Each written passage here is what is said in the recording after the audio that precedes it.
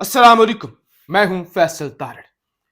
इमरान खान के साथ जी अडियाला जेल के अंदर किस फौजी जर्नैल की मुलाकात हुई है और यह फौजी जर्नैल हाजिर सर्विस है, अहम ओहदे पर तैनात है। क्या तय हुआ है, खान के सामने कौन सी शराइत रखी गई हैं, खान की जानब से क्या जवाब दिए गए हैं, क्या होने जा रहा है, एस्टैब्लिशमेंट का रवैया क्या तब्दील हो रहा है, इस हवाले से बात करेंगे। 30 दिन के अंदर पाकिस्तान में नए इलेक्शन करवाए जाएं, सुप्रीम कोर्ट के अंदर क्या मामला चल रहा है, इस पर भी बात करेंगे। फिर शहबाज शरीफ और जरदारी मुलाकात हुई, खबरें सामने आई कि मिलकर हुकूमत बनाने का मंसूबा है, लेकिन असल में जरदारी ने किस तरह से भगो भगो के जूते मारे पूरी नून लीग को, इस हवाले से भी एक बड़ी खबर सामने आई है और इसके अलावा भी जो ताजा तरीन सूरत हाल है उस पर भी बात करेंगे। सबसे पहले चंद दिन पहले, बल्कि 2 दिन पहले से खबरें चलना शुरू हुई कि जेल के अंदर जनरल साहिर शमशाद मिर्जा साहब की जी मुलाकात हुई है इमरान खान के साथ। उस खबर की तरदीद की गई, मैंने भी कहा कि ऐसी कोई मुलाकात नहीं हुई। अब एक और बड़े फौजी जर्नैल उनके हवाले से दावा सामने आया है और यह दावा सामने लेके आए हैं, नामवर वीलॉगर हैं, सहाफी हैं, असद अली तूर। असद तूर यह दावा करते हैं कि जनाब जेल के अंदर जो मुलाकात हुई ना खान के साथ, वो हुई है लेफ्टिनेंट जनरल मोहम्मद अवैस दस्तगीर। जनरल मोहम्मद अवैस दस्तगीर साहब मौजूदा आर्मी चीफ सैयद आसम मुनीर साहब के राइट हैंड हैं। गुजरावाला के अंदर जब आर्मी चीफ कोर कमांडर थे तो उस वक्त इनके जो जीओसी थे वो जनाब ये अवैस दस्तगीर साहब थे। फिर जनाब अवैस दस्तगीर साहब डीजी मिलिट्री भी रहे हैं। इसके अलावा अवैस दस्तगीर सितंबर के अंदर इनको प्रमोट किया गया, इनको लेफ्टिनेंट जनरल बनाया गया और इस वक्त ये सीजीएस के ओहदे पर तैनात हैं। यानी सीजीएस डिफेक्टो आर्मी चीफ होता है कि आर्मी चीफ जो भी अहकाम देता है उन पर अमल दरामद कराना, रिपोर्ट्स लेना, सारे मामलात को देखना, वो इन्हीं का काम होता है। तो लिहाजा ये एक बड़ा पावरफुल ओहदा है जो सीजीएस का है और इस पर जनरल आर्मी चीफ के मतलब एक बहुत ही क्लोज ये बंदे हैं मोहम्मद अवैस दस्तगीर साहब। इनकी मुलाकात हुई है खान के साथ। अच्छा जी, ये खान के पास पहुंचे, खान को इन्होंने बताया कि इलेक्शन हो गए हैं, आपने सरप्राइज दे दिया है, अब जो मुल्क के हालात हैं ये मजीद अदम इस्तेकाम बर्दाश्त कर नहीं सकते, मामलात को का दरमियानी रास्ता निकलना चाहिए, चीजें तय होनी चाहिए, मुल्क अब ये मजीद बर्दाश्त नहीं कर सकता, हमें आपका माइंड चाहिए, हमें पता लगना चाहिए कि आप क्या चाहते हैं, हम क्या चाहते हैं, दरमियानी रास्ता कैसे निकल सकता है, मुल्क को कैसे बचाया जा सकता है। अच्छा, एक तो उन्होंने कहा कि हम आपको केपीके के अंदर हुकूमत बनाने की इजाजत देंगे और हम उस हुकूमत के रास्ते में कोई भी रोड़े नहीं अटकाएंगे और आप हमारे साथ ताउन करें, मुफाहमत का रास्ता अपनाएं और वफाक के अंदर भी अगर आपकी हुकूमत बनती है तो वहां पर भी जो है हम आपके लिए कोई भी इंटरफेरेंस नहीं करेंगे, हम मजीद अब आपके खिलाफ नहीं जाएंगे। आप बताएं आपका माइंड क्या है, आप क्या चाहते हैं, आप क्या सोच रहे हैं। अब असद तूर के मुताबिक इमरान खान ने हैरान कुन तौर पे ये नहीं कहा कि जनाब आपने मेरे ऊपर बनाए हैं झूठे केसेस, मेरे केसेस खत्म करो, तो मैं जनाब आपकी अगली बात तब सुनता हूं। इमरान खान ने अपने केसेस के हवाले से बात ही नहीं की, हालांकि एस्टैब्लिशमेंट के अफसर, एस्टैब्लिशमेंट के अंदर यह सोच थी इमरान खान डील मांगेगा, इमरान खान कहेगा मुझे बाहर निकालो, मेरे केसेस खत्म करो और अगली बात तब होगी। खान ने इस हवाले से बात ही नहीं की, उसने कहा मेरे केसेस पर मैं बात नहीं करूंगा और इसके अलावा खान ने यह बिल्कुल नहीं कहा कि मुझे जेल से रिहा किया जाए, यानी खान ने अपने हवाले से बिल्कुल कोई रियायत मांगी ही नहीं। खान ने एक मुतालबा किया, खान ने कहा मेरी सीटें वापस करो, मेरी सीटें वापस करो, मेरा मैंडेट चोरी हुआ है, मैं ये चीज बर्दाश्त नहीं करूंगा, मुझे मेरा मैंडेट वापस चाहिए। दूसरा, हमारी जमात को मजीद ना तोड़ा जाए, आपने बहुत कुछ कर दिया, हमने बहुत कुछ सह लिया, अब बस कर दें, मजीद कोई हमाकत ना की जाए।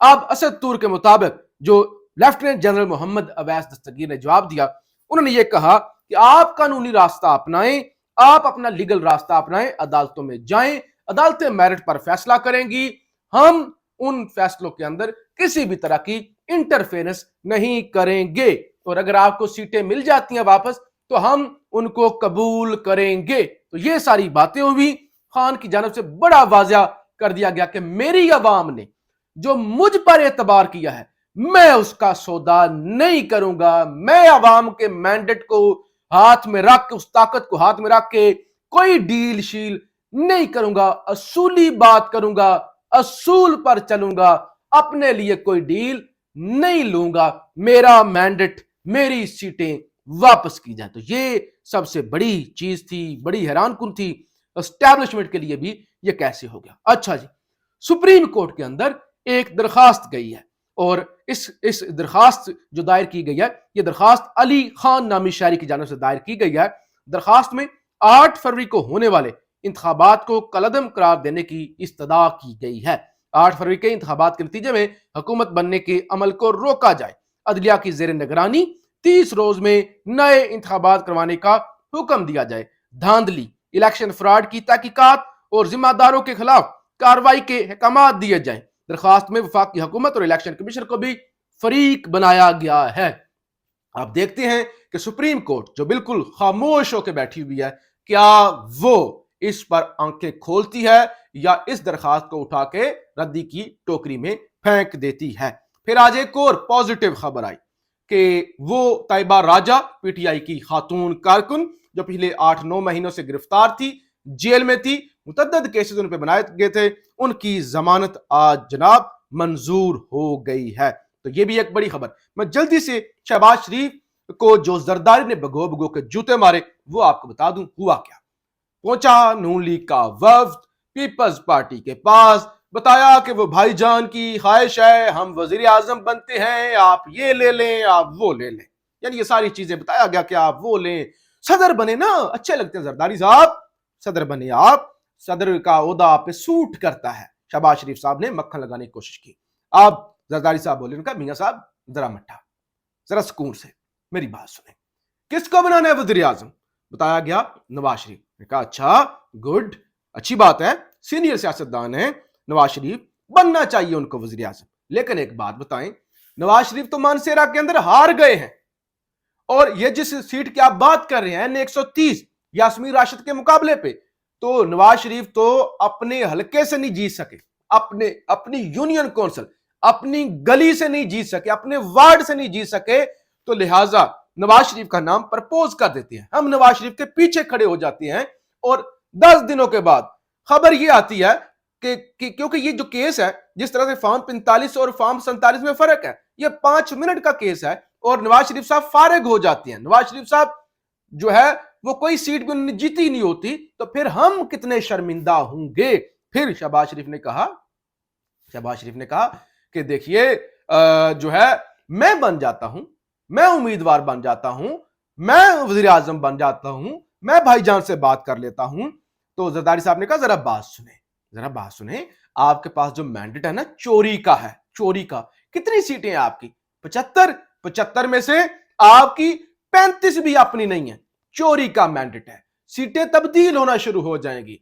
हमारे पास जो 54 सीटें हैं, कम अज कम उसमें मेजॉरिटी जो है वो हमारी अपनी है, हमने अंदरूने सिंध से वो जीती हुई है, तो हमारे पास तो फिर भी मैंडेट है। आपके पल्ले है क्या कि हम आपको वजीर आजम मान ले? तो लिहाजा इस बार वजीर आजम बनने का हक बिलावल भुट्टो जरदारी का है।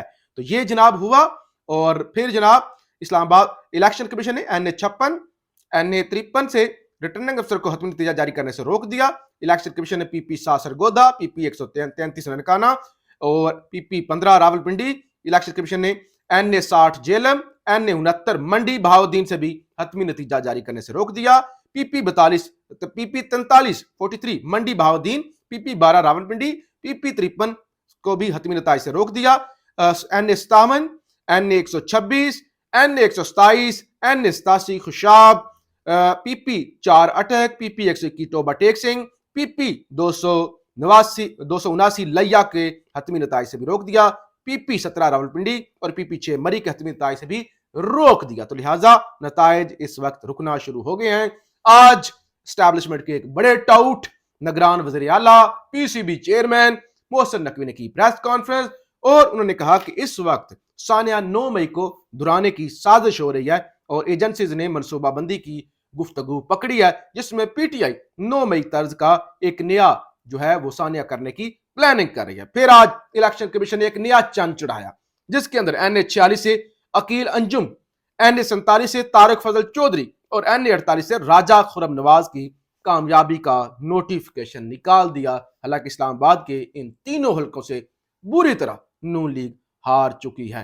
اور پھر آج justice Baqar Najafi Lahore high court کے وہ بھی میدان میں آئے۔ انہوں نے کہا کہ الیکشن کمیشن فارم 45 کے مطابق رزلٹ دینے کا پابند ہے، یعنی الیکشن کمیشن ایسے نہیں ہو سکتا، بدماشی نہیں ہو سکتی، فارم 45 کے مطابق، آئین کے مطابق، قانون کے مطابق وہ رزلٹ جاری کرے۔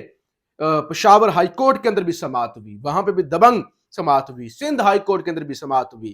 لہٰذا معاملات supreme court, high court, election tribunals, election commission اور پھر Sindh high court, Balochistan high court, Peshawar high court, ہر طرف جانا شروع ہو گئے ہیں، اور یہ جو چو کا مربع اپنی حکومت بنانے کی مسترد شدہ سیاسی لاشیں کوشش کر رہے ہیں، وہ کامیاب نہیں ہوگی۔